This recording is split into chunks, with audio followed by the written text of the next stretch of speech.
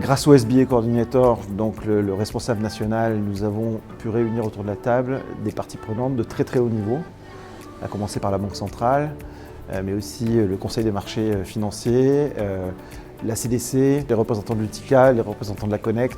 Donc on avait le secteur public, le secteur privé autour de la table pour discuter de ces propositions que nous avons faites et qui sont des activités qui peuvent bénéficier du prisme régional pour exercer un impact au niveau national.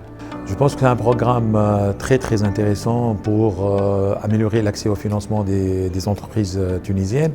Mais ce que j'ai aimé dans ce programme, c'est sa dimension régionale. Donc on va essayer de s'inspirer des expériences de la Méditerranée et des pays limitrophes, voisins, de voisinage, donc pour voir les meilleures façons, les meilleures manières d'améliorer l'accès au financement.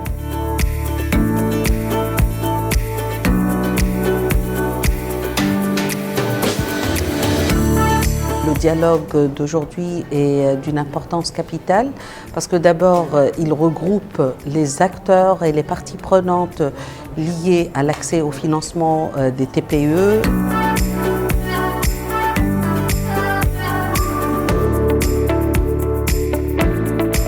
Les débats autour de cette feuille de route étaient intéressants et enrichissants. C'était en synergie avec les axes proposés par nos experts dans les feuilles de route qu'on préparera notre discussion avec les bailleurs de fonds pour financer les actions proposées pour le programme de 2021 dans le cadre de ce projet qui est un programme ambitieux et riche.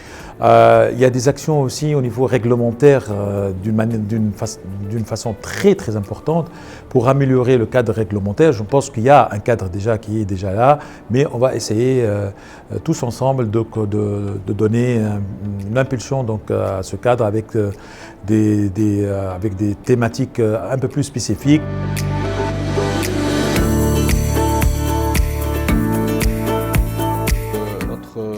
Rôle par rapport à ça, c'est dans le cadre de la préparation du cadre réglementaire relatif au crowdfunding, au financement participatif, qui pourrait être un outil adéquat au financement des PME.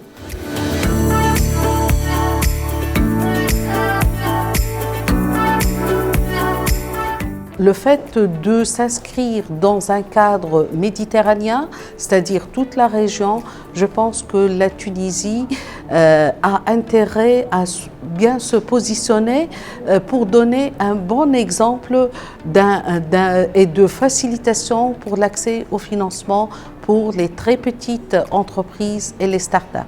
Donc je pense que c'est une étape importante que nous avons franchie et qui devrait nous mener vers une mise en œuvre des activités dès le mois de mars.